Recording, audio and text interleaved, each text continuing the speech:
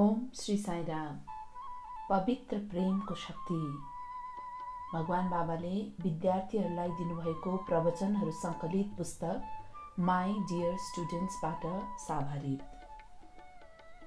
यस संसारमा देखिएका सम्पूर्ण वस्तुहरू तिमीहरूले नदेखेका तत्त्वहरूका प्रतिबिम्ब हुन् भन्ने सत्यलाई तिमीहरूले अनुभूत गर्नुपर्छ। एकताको सिद्धान्तमा विविधता निर्भर हुन्छ। अन्ततोगत्वा एकता र विविधता एउटै अनि उस्तै हुन्। विविधता र एकता दुई फरक धार होइनन्। एकता नै विविधताको मूल आधार हो। अझ गहिरिएर मनन गर्ने हो भने तिमीहरूले यी दुवै एकै भएको थाहा पाउँछौ। सिक्काका दुई पाटाहरू जस्तै विविधता एकताको अर्को पाटो हो। सिक्काको सन्दर्भलाई लिऊँ। सिक्काको एकापट्टि हामी दक्षिण अफ्रिकाको राजा पाउँछौँ र अर्कोपट्टि दक्षिण अफ्रिकाको राष्ट्रिय जनावर पाउँछौँ। के यो सिक्का एउटा हो वा दुईटा? यो केवल एउटा हो। तसर्थ विविधता एकताबाट भिन्न छैन, तर एकतामा नै निर्भर गर्दछ। आज यस संसारमा हामी अनेक व्यक्तिहरू देख्दछौँ जसका नाम र रूपहरू, बानी र विचारहरू, भाषा र वेशभूषाहरू अनि आवरणहरू एक अर्कासँग फरक छन्। जे जस्तो भए पनि ती सम्पूर्ण मानव नै हुन्। त्यसै गरी आत्माको सिद्धान्त सबैमा एकै छ। त्यसै कारणले शास्त्रहरूमा घोषणा गरिएको छ, म नै सबैमा व्याप्त आत्मा हुँ। प्रत्येकमा तिमी उही आत्माको प्रतिबिम्ब पाउँदछौ। हरेक व्यक्तिहरू एक अर्कामा भिन्न भए तापनि आत्मा एउटै छ। वस्तु एक छ, तर प्रतिबिम्बहरू धेरै छन्। दिनको समयमा एक मात्र सूर्य आकाशमा चम्किरहेको हुन्छ, तर तिमी त्यसको प्रतिबिम्बहरू ट्याङ्की, गाग्रो, बाटा इत्यादिमा देख्न सक्छौ। वास्तवमा तिमीले पानी जम्ने जुनसुकै ठाउँमा पनि सूर्य चम्किरहेको देख्न सक्छौ। तथापि के त्यहाँ धेरै सूर्यहरू छन् त? छैनन्। त्यहाँ केवल एक मात्र सूर्य छ। त्यसै गरी केवल एक मात्र भगवान र एक आत्मा छ। शरीरहरू त पानीका विभिन्न भाँडा जस्तै हुन्। यी भाँडाहरूमा हाम्रा इच्छा रूपी पानी छ। यसै पानीमा पनि तिमी आत्माको रूपमा रहेका भगवान देख्न सक्छौ। तथापि आत्मा धेरै छैनन्। एक मात्र आत्मा सम्पूर्ण प्राणीहरूमा विद्यमान छ। यसलाई आत्मसात गर। आजकल मानिसहरू विभिन्न रूप भएका धेरै भगवानहरू छन् भनेर सोच्ने गर्छन्, तर के बुझ भने भगवान एकै छन्। एकै प्रभुका अनेकौं नाम। आत्मा एउटै छ, प्रतिबिम्बहरू धेरै छन्। यो एक्लो प्रतिबिम्ब मात्र होइन, तर प्रतिबिम्ब, प्रतिक्रिया र प्रतिध्वनिको पनि सम्मिश्रण हो। तसर्थ कोही धेरै भगवान छन् भनेर भ्रमित हुन्छन्। भगवान एक छन् र लक्ष्य एक छ। केवल पथहरू मात्र फरक छन्।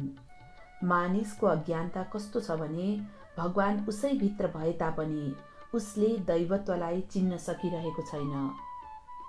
धेरै मानिसहरू भगवानको दर्शन गर्न चाहन्छन्, तर भगवानको दर्शन नपाउँदा उनीहरू निराश हुन्छन्।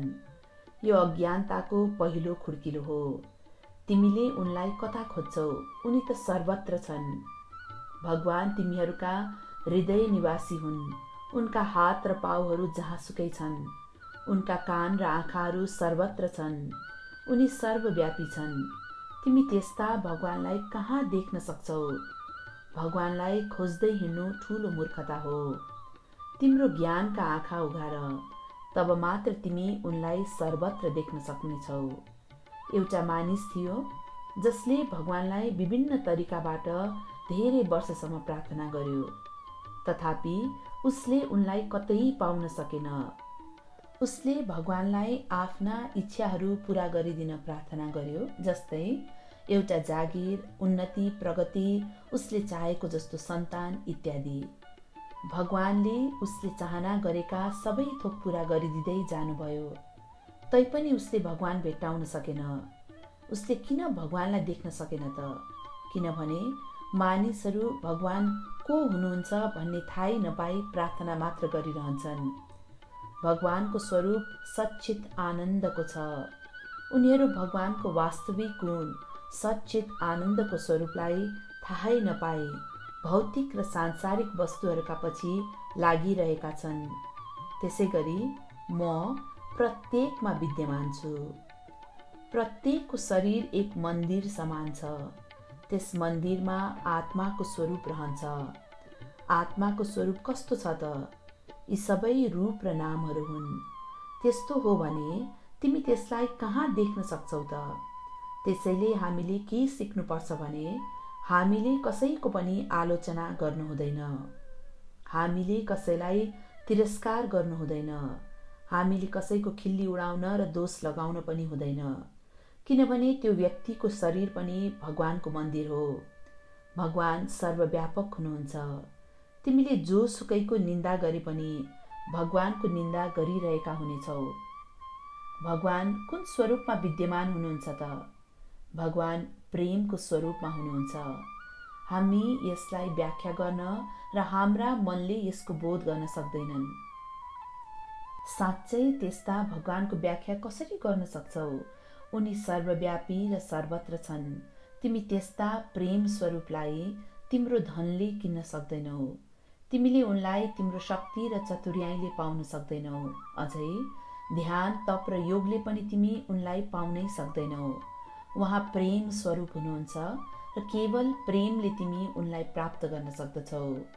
नारदले भनेका थिए, उहाँ प्रेम स्वरूपमा अवर्णनीय हुनुहुन्छ।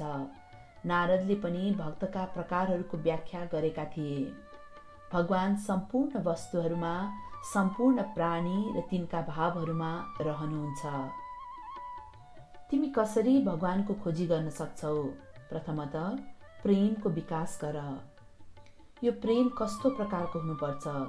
यो कम्पास जस्तो हुनुपर्छ जसले सधैँ उत्तरतर्फ मात्र निर्देश गर्दछ। तिम्रो प्रेम पवित्र छ भने तिमी जहाँसुकै भए पनि, यदि जुनसुकै देश र मन्दिरमा भए पनि तिम्रा प्रार्थनाहरू भगवानसम्म पुग्दछन्। भगवान सदैव तिम्रा अघि हुनेछन्। तिम्रा आँखाहरू प्रेमले भरिपूर्ण हुनुपर्दछ। भगवान प्रेम स्वरूप हुन्। प्रेमले भगवानको पूर्ण स्वरूपको पूर्ति गर्दछ। तिमी भगवानका अंश हौ। तिमीले आफ्नो प्रेमको विकास गर्नुपर्छ र त्यसलाई अरूसँग बाँड्नुपर्छ। भगवान प्रत्येकलाई प्रेम प्रदान गर्नुहुन्छ। तिमीले पनि त्यस प्रेमलाई अनुभव र बाँड्ने प्रयत्न गर्नुपर्छ। तब मात्र तिमी भगवानको अंश हुन सक्दछौ। प्रेम बाँड्नुको सट्टा तिमी वरिपरि केवल घृणा, शत्रुता र ईर्ष्या बाँड्दैछौ। तिमी कसरी भगवानलाई देख्न सक्दछौ? भगवान प्रेम स्वरूपमा हुनुहुन्छ। त्यसैले हामी पनि प्रेमले भरिपूर्ण हुनुपर्दछ। जहाँ प्रेम हुन्छ त्यहाँ भगवान आफूलाई प्रकट गर्छन्।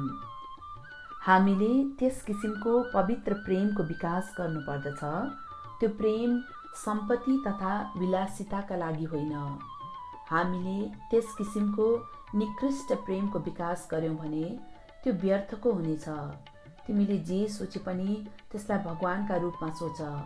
त्यसलाई भगवानका रूपमा ग्रहण गर। भगवानले सृष्टि गर्नुभएको संसार रूपी नाटकमा मानिसले आफूलाई एउटा साधारण प्राणीका रूपमा सोच्नुपर्छ। प्रत्येक व्यक्ति एक कलाकार हो र उसले आफ्नो भूमिका निर्वाह गर्नुपर्छ। भगवान मात्र एक निर्देशक हुनुहुन्छ। उहाँले नै सम्पूर्ण निर्देशन दिनुहुनेछ। हरेक व्यक्तिले कार्यक्षेत्रभित्र रही आफ्नो भूमिका निर्वाह गर्नुपर्छ। उसले आवश्यकताभन्दा बढी अभिनय गर्नु हुँदैन। त्यसैले हामीले के जान्नुपर्छ भने हामी प्रत्येक व्यक्ति भगवानको नाटकको एउटा पात्र मात्र हो। यहाँ त्यस्तो केही वस्तु छैन जो भगवानको कृपाबाट प्राप्त नहोस्। भगवान बिनाको त्यस्तो कुनै ठाउँै छैन। हामी उनलाई देख्न असमर्थ छौँ किनभने हामीसँग प्रेमयुक्त दृष्टि छैन। हामीमा विवेकको ज्ञान, असलपनको ज्ञान र विचारको ज्ञानको कमी छ। फलस्वरूप मानिस अज्ञानी छ। उसले भ्रष्ट तरिकाले सोच्छ। प्रत्येक मानिसहरूले आफूलाई प्रेम स्वरूपमा रूपान्तरण गर्नुपर्छ। त्यो प्रेम स्वयं नै भगवान हो। भगवान प्रेम हो, प्रेम भगवान हो। तसर्थ हामीले प्रेमको सिद्धान्तलाई सही ढङ्गले बुझ्नुपर्छ। चाहे जस्तो सुकै अवस्था होस्, रुखो तरिकाले नबोल। तिमी त्यसरी बोल्दछौ भने यसको अर्थ तिमीभित्र भगवान छैन भन्ने हुन्छ। तिमी साँच्चै भगवानको अंश हौ भने उनको प्रेम तिमीभित्र प्रतिबिम्बित हुनुपर्छ। अझै पनि तिमीमा विवादित आचरण छन्। हामी भगवानको पूजा आराधना गर्छौँ। हामीले आफूलाई भगवानको आज्ञा अनुरूप सञ्चालन गराउनु पर्दछ। तिमीहरू कस्ता किसिमका भावनाहरूलाई पोषित गर्नुपर्छ भन्नेमा सचेत छैनौ। तिमीहरूको हृदय दोषरहित, सदैव आनन्दित, अनन्त, पवित्र, दयालु र चुस्त हुनुपर्छ। तिमीहरूका हृदय यस्ता असल गुणहरूले पूर्ण हुनुपर्छ। यसका विपरीत यदि तिमीले आफ्नो हृदयमा ईर्ष्या, घृणा जस्ता दुर्गुणहरूलाई ठाउँ दियौ भने तिमीले कसरी भगवान देख्न सक्छौ? यी दुर्गुणहरूलाई पर राख, असल गुणहरूको विकास गर अनि तिमीले जीवनमा वास्तविक शान्ति हासिल गर्न सक्छौ। हामी पानी जमाउनका लागि नदीमा बाँध बाँध्छौँ र त्यो पानी खेतीपातीको निम्ति प्रयोग गर्छौँ। तब मात्र नदीले आफ्नो पूर्णता प्राप्त गर्दछ।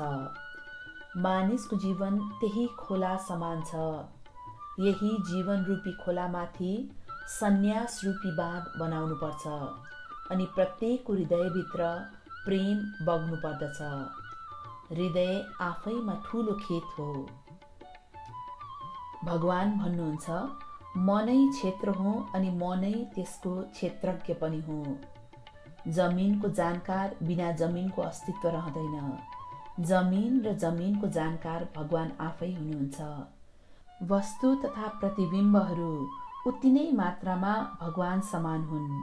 त्यही नै अवस्था निर्देशक र कलाकारको पनि हुन्छ। तिमीले जब यस तत्त्वलाई बुझ्दछौ, तिमी भगवानलाई बोध गर्न सक्दछौ। आजकल विद्यार्थीहरूले पढ्ने किताबहरू त्यति उपयोगी छैनन्। यी सबै किताबहरू संसार र सांसारिक कुराहरूका बारेमा मात्र छन्। तिनीहरूमा केवल सैद्धान्तिक ज्ञान समाविष्ट छ। तिमीहरू सिद्धान्तमा हिरो अनि प्रयोगात्मक ज्ञानमा जिरो बनिरहेका छौ। तिमीहरू सबै प्रयोगात्मक ज्ञानमा हिरो बन्नुपर्छ। तिमीहरू यी सांसारिक अध्ययनबाट के हासिल गर्दैछौ? तिमीहरू खुसी हुनका लागि पढ्छौ कि तिमीहरू जाँचमा पास मात्र भएर सन्तुष्ट छौ त? छैनौ। त्यसपछि तिमीहरू उच्च शिक्षा प्राप्तिका लागि जान्छौ। यद्यपि ठूला डिग्रीहरू पाइसकेपछि के तिमी खुसी छौ? छैनौ। त्यसपछि तिमी जागिरका लागि दरखास्त दिन्छौ, किन्तु के तिमी जागिर पाइसकेपछि सन्तुष्ट छौ त? छैनौ। अब तिमी अझ धेरै पारिश्रमिकको चाहना राख्दछौ। तिमी यस किसिमले कुन हदसम्म जान सक्छौ? यो यस्तै प्रकारले अन्तिम साससम्म जान्छ। तिम्रो मृत्यु हुनु अगाडि पनि यदि डाक्टरले इन्जेक्सन दिन लाग्यो भने तिमीले उसलाई दुख्ने इन्जेक्सन नलगाइदिन आग्रह गर्दछौ। मानिस कोक्रोदेखि मृत्युशय्यासम्म खुसी प्राप्तिका लागि प्रयत्न गरिरहन्छ। ऊ आनन्द चाहन्छ कि उसले साँच्चै आनन्द अनुभूत गरिरहेको छ त? छैन।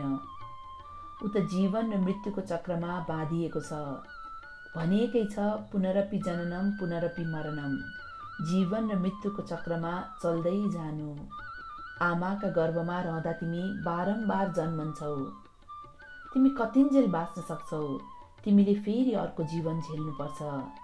तिमीले कसरी शान्ति प्राप्त गर्न सक्छौ यदि तिमी जन्म र मृत्युको क्रूर चक्रमा यसरी नै बाँधिरह्यौ भने?